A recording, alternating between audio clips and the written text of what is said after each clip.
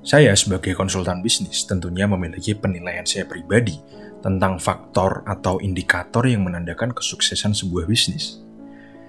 Saya banyak sekali melihat sepak terjang para klien saya, baik itu klien individu ataupun klien perusahaan. Banyak dari mereka yang sukses, tapi banyak dari mereka yang gagal juga. Dan saya banyak belajar dari kegagalan-kegagalan mereka itu. Jadi, apa yang akan kita pelajari hari ini adalah tentang Kenapa dari begitu banyak ide atau model bisnis yang bagus, itu gagal. Faktor apa saja yang bisa membuat bisnis atau perusahaanmu itu sukses? Menurut saya, ada 5 indikator yang akan saya urutkan sesuai kepentingannya masing-masing. Yang pertama adalah timing atau momen. Apakah kamu melakukan ini terlalu cepat? Apakah dunia sudah siap menerima bisnismu? Jika terlalu dini, berarti kamu menjadi pionir dari apa yang akan kamu lakukan. Dan apakah dengan kamu menjadi pionir ini, kamu perlu mengedukasi market atau dunia atau customermu terlebih dulu? Ngomongin fakta, bagi saya, timing ini sangat krusial untuk kesuksesan sebuah bisnis. Kedua, adalah kerja tim, pengambilan keputusan, dan adaptabilitas. Ketiga, adalah ide. Apakah idemu ini segar? Apakah idemu ini unik? Keempat, model bisnis. Apakah bisnismu atau perusahaanmu itu mempunyai jalan yang tepat atau jelas untuk selalu mendapatkan pemasukan dari para customer? Kenapa model bisnis ini di nomor 4? Karena ketika kamu memulai bisnis, kamu nggak perlu model bisnis yang mendetail. Karena sesungguhnya nanti kamu sendiri yang bisa berimprovisasi di tengah jalan untuk menyesuaikan bisnismu terhadap permintaan market. Dan yang terakhir adalah modal.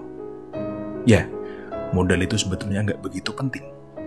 Kenapa? Karena di zaman sekarang, selama bisnismu itu memiliki daya tarik, justru para investorlah yang akan berbondong-bondong invest ke kamu.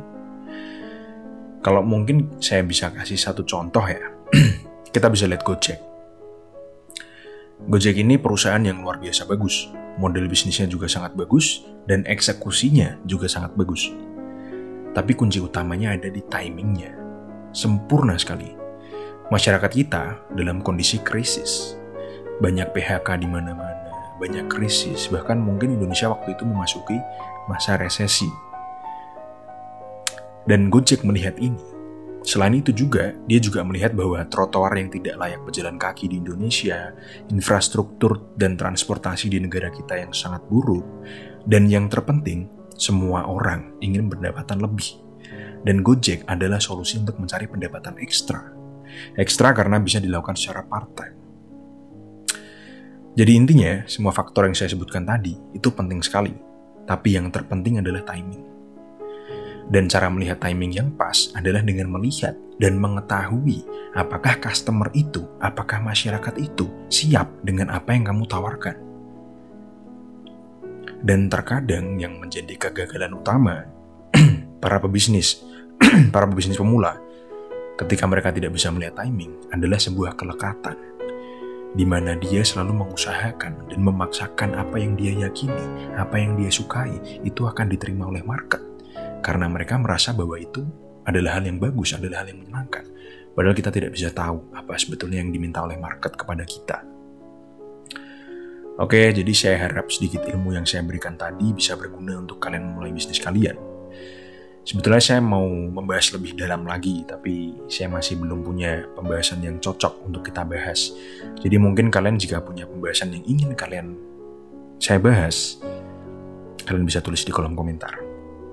Oke, sekian dari kuliah kita hari ini. Jangan lupa like, share, dan subscribe.